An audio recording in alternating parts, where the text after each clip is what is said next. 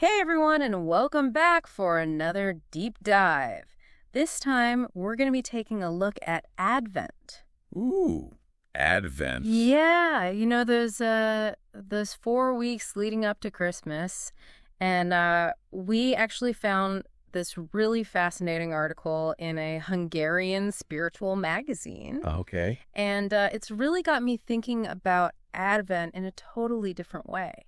Really? Yeah, it's not just about, counting down the days till Christmas. Right. It's about anticipation and reflection, and there's just so much more to it than I ever realized. That's true. There's a real depth there. Yeah, so I'm really excited to dive in and see what we can uncover. Yeah, me too. I always just kind of assumed Advent was like a fixed 4 weeks leading up to Christmas, Yeah. but I guess it wasn't always that way. Well, not exactly. I mean, it actually started as just a single day. Wow. Yeah, and it evolved over centuries, to become the 4-week period we know today. Okay. And initially, Advent was all about preparing for the second coming of Christ. Oh, wow. So it wasn't even about, like the Christmas holiday specifically. No, not originally. And in fact, the word Advent itself comes from the Latin Adventus, Okay.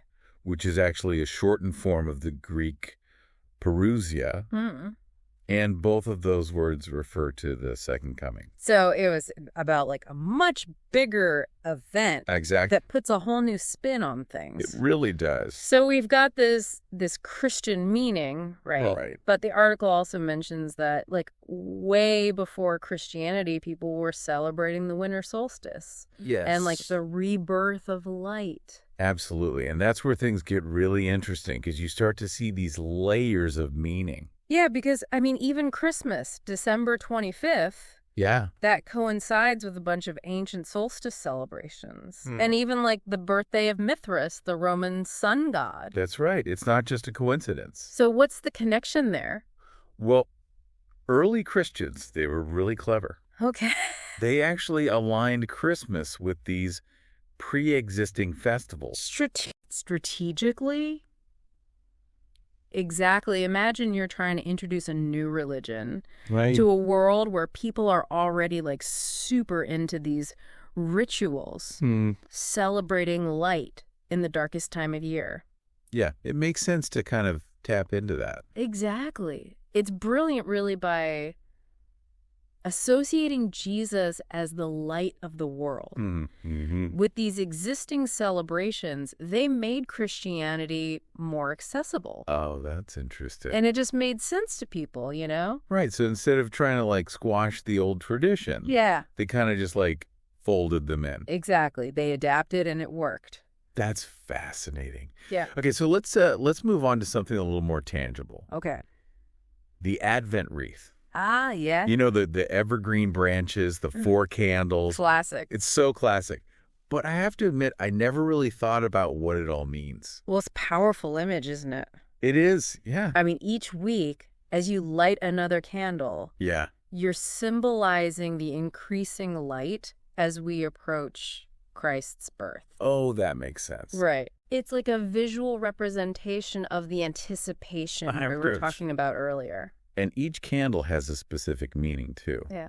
Faith, hope, love, and joy. Oh, wow. Okay. Even the colors have symbolism. Oh, yeah. The colors. You see all kinds of variations these days. Right. I have seen a lot of different ones. Yeah.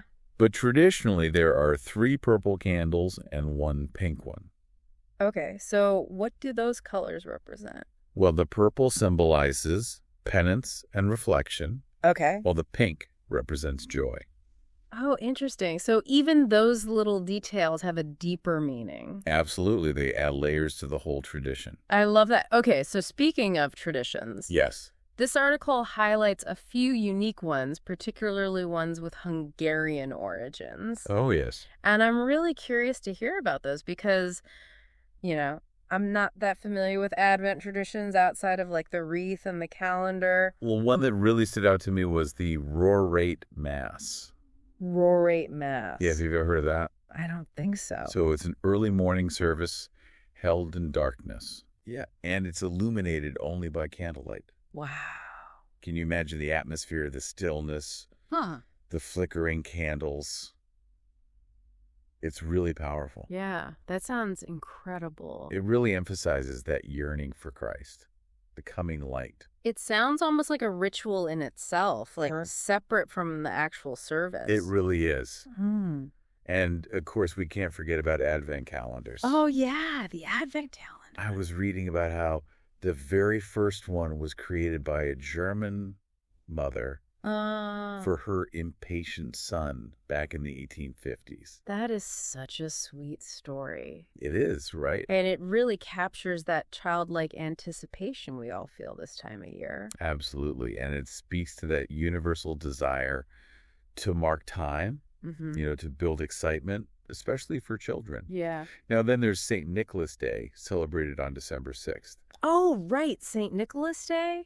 It's not technically part of Advent, right, but it definitely adds to the overall festive atmosphere. It does, yeah. It's like a little pre-celebration within the larger season. And, the article also mentioned this historical practice of fasting during Advent. Oh, yes? Which I thought was really interesting because it seems kind of counterintuitive, right? It does, doesn't it? Yeah, because it's a season known for, treats and feasts. Yeah, you'd think it would be the opposite of fasting. Right, exactly. But it actually points back to those themes of self-reflection and preparation. Oh, I see. That are so central to the season. So it's not just about the external celebrations. It's about this inward journey as well. Exactly. This is fascinating. I had no idea. Advent had so many layers. It's amazing what you discover when you dig a little deeper, isn't it? It really is. Yeah, it really is. Learning all this history and about all these different traditions is already making me feel so much more connected to the season. Yeah, and it's not just about the historical context either. What do you mean? I mean all these Advent traditions, whether it's the Rorate Mass or the symbolism of the wreath, they actually offer kind of a framework for how we can approach our own lives. A framework? How so? Well, think about it. Advent encourages us to embrace a period of waiting anticipation. Right. And that's pretty countercultural. Yeah, it's true. In a world that's so obsessed with instant gratification. Yeah, we want it all and we want it now. Right, exactly. Yeah. So Advent is this invitation to slow down.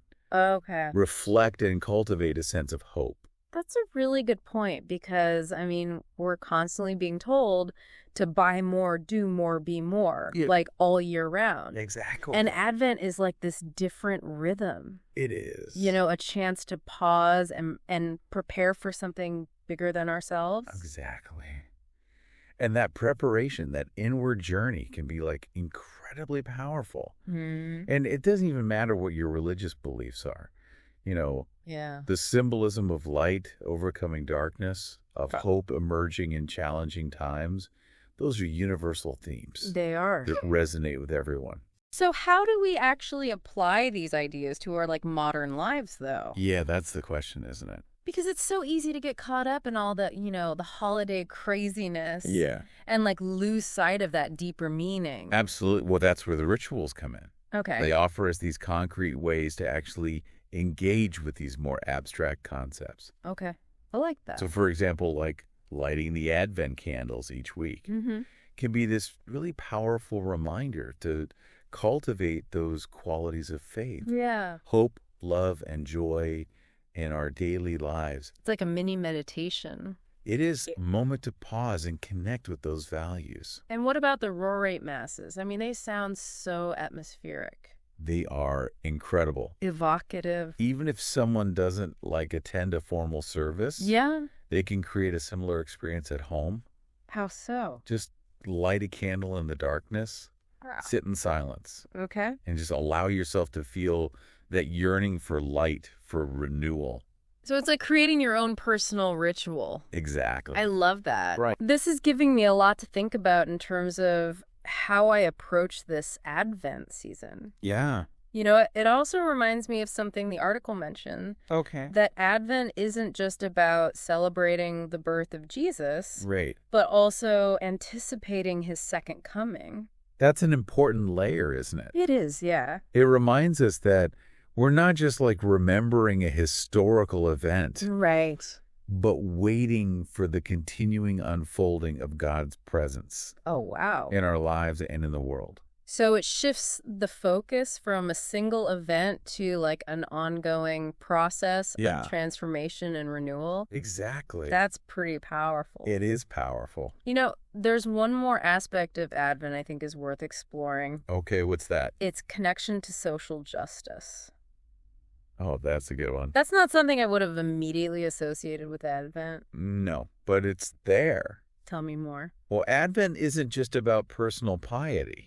You know, it's also about preparing the way for a more just and compassionate world. Okay. You know, the prophets of the Old Testament, Mm-hmm. their words are often read during Advent, Yeah. and they spoke out against injustice. Right. They called for social transformation.